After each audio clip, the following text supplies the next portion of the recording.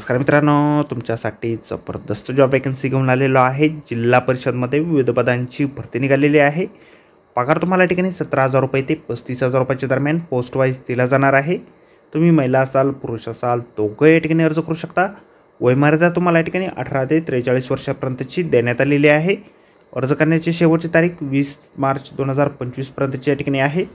अधिक माहिती जी आहे या ठिकाणी कुठल्या पदांसाठी वॅकन्सी आहे, शैक्षणिक अर्हता तुमची काय लागणार आहे, वयमर्यादा काय लागणार आहेत, अर्ज कशा प्रकारे सादर करायचे आहेत, त्याचबरोबर इतर अर्हता या ठिकाणी काय आवश्यक असणार आहे, या संदर्भातील सर्व काही सविस्तर माहिती जी आहे आपण आजच्या व्हिडिओमध्ये बघणार आहोत। तर व्हिडिओ शेवटपर्यंत नक्कीच बघा।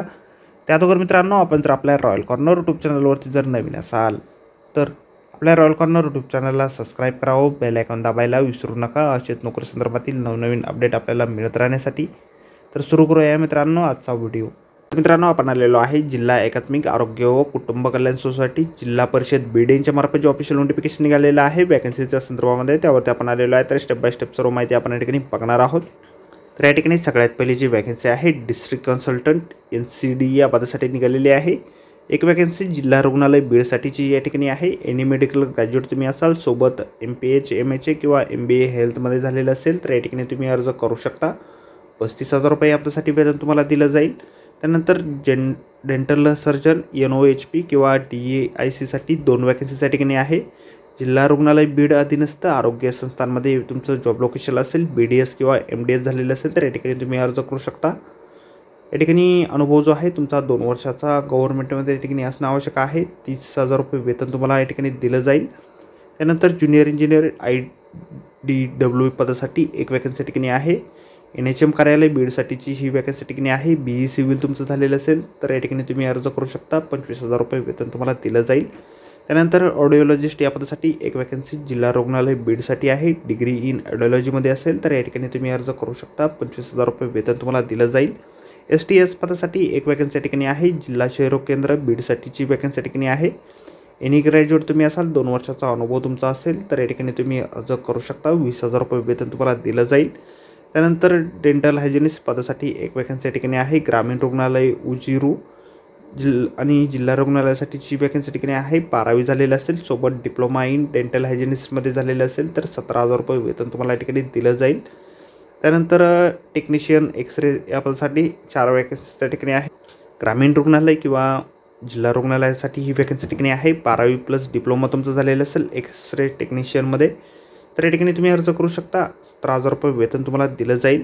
त्यानंतर टेक्निशियन CT स्कॅनसाठी 2 वॅकन्सी या ठिकाणी ग्रामीण रुग्णालय आणि जिल्हा रुग्णालयासाठी आहे। 12वी तुम्ही उत्तीर्ण असाल, सोबत डिप्लोमा झालेला असेल CT स्कॅन टेक्निशियन म्हणून तर या ठिकाणी तुम्ही अर्ज करू शकता। 17,000 रुपये वेतन तुम्हाला या ठिकाणी दिलं जाणार आहे। त्यानंतर राष्ट्रीय नागरी आरोग्य अभियानासाठी पब्लिक हेल्थ मॅनेजर पदासाठी 3 वॅकन्सीज एकूण या ठिकाणी आहेत।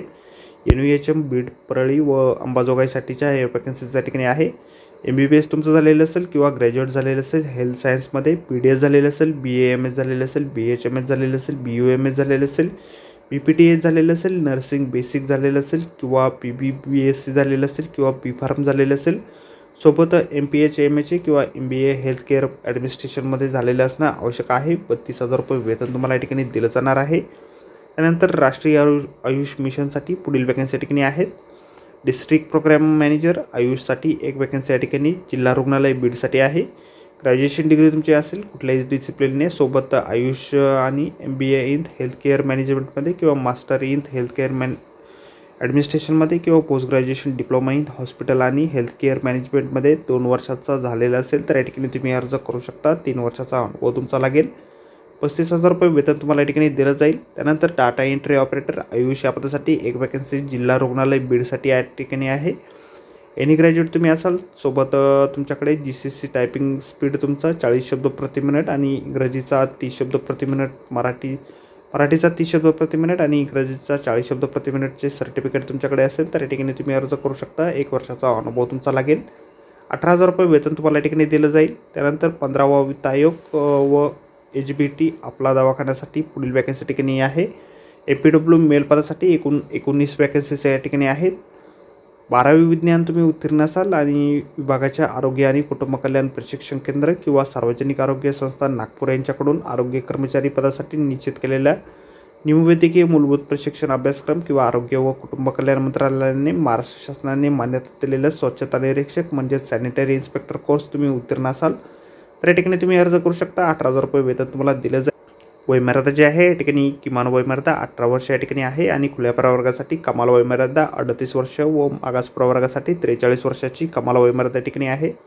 फीस पेमेंट जे आहे या ठिकाणी राखीव प्रवर्गासाठी 250 रुपये आणि खुल्या प्रवर्गासाठी 500 रुपये या ठिकाणी आहे. ही रक्कम जिल्हा सोसायटी खात्यावरील स्कॅनरद्वारे किंवा UIDद्वारे आपल्याला भरता येणार आहे. UPI ID आपल्याला या ठिकाणी दिलेला आहे आणि QR कोड आपल्याला या ठिकाणी दिलेला आहे. त्यावरून तुम्ही फीस पेमेंट भरू शकणार आहात. अर्ज जे आहेत ऑफलाईन पद्धतीने आपल्याला या ठिकाणी करायचे आहेत. ॲप्लिकेशन फॉर्म जो आहे आपल्याला अशा प्रकारे जाहिरातीमध्येच दिलेला आहे. जाहिरातीची लिंक आपल्याला व्हिडिओच्या डिस्क्रिप्शनमध्ये दिलेली आहे.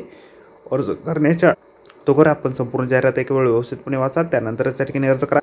अर्जासोबत आपल्याला रक्कम भरलेली पावती, जन्मतारखेचा दाखला, शैक्षणिक अर्हतेबाबत संबंधित कागदपत्रे व गुणपत्रक, त्याचबरोबर जात प्रमाणपत्र किंवा जात वैधता प्रमाणपत्र, आभा कार्ड, अनुभव प्रमाणपत्र, पासपोर्ट आकाराचे 2 फोटो इत्यादींचे झेरॉक्स प्रती जे आहेत साक्षांकित करून अर्जासोबत जोडणे अनिवार्य या ठिकाणी आहेत. अर्ज जे आहे तुम्ही या ठिकाणी 6/3/2025 पासून ते 20/3/2025 पर्यंत सुट्टीचे दिवस वगळून आवक जावक विभाग, जिल्हा रुग्णालय, बीड या ठिकाणी सादर करायचे आहेत. व्यक्तिशः आपल्याला या ठिकाणी जाऊन अर्ज या ठिकाणी द्यायचे आहेत. पोस्टाने पाठवलेले अर्ज जे आहेत या ठिकाणी स्वीकारले जाणार नाहीत. तर भेटूया मित्रांनो नोकरी संदर्भातील अशाच पुढच्या व्हिडिओमध्ये. धन्यवाद मित्रांनो.